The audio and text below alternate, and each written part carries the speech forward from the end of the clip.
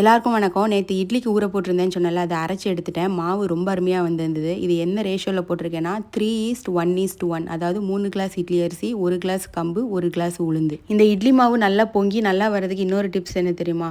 இட்லி அரிசி ஆகட்டும், உளுந்தாகட்டும் எல்லாத்தையும் நல்லா கழுவுன்னு கழுவி தான் அரைக்கணும். கழுவாமலேயே அதில் ஒரு மாதிரி ஒரு பவுடர் மாதிரி இருக்கும் தெரியுமா, அதோட சேர்த்து அரைக்கவே கூடாது. இந்த இட்லிக்கு தொட்டுக்க நான் என்ன பண்ணியிருக்கேன்னா சாம்பார். ரொம்ப ரொம்ப ஈஸி, ரொம்ப ரொம்ப டேஸ்ட்டாகவும் இருக்கும். மைசூர் பருப்பில் பண்ணணும், அதாவது ஆரஞ்சு கலரில் இருக்கும் தெரியுமா, அந்த பருப்பில் பண்ணணும்.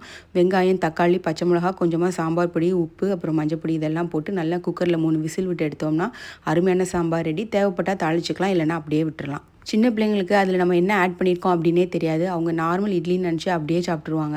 டேஸ்ட்லேயுமே பெருசாக வித்தியாசம்லாம் ஒன்றுமே இருக்காது. ஏன்னா நம்ம 1 கப்பு தானே ஆட் பண்ணுறோம். சிலர் பார்த்தீங்கன்னா சுகர் இருக்கும் அப்படின்னு சொல்லிட்டு அரிசி எடுக்காமல் அதுக்கு பதிலாக வேறு ஏதாவது சிறுதானியங்கள் ஆட் பண்ணுவாங்க. அப்போ அவங்க என்ன பண்ணுவாங்கன்னா 4 கப்பு சிறுதானியமே போட்டுட்டு 1 கப்பு மட்டும் உளுந்து போடுவாங்க.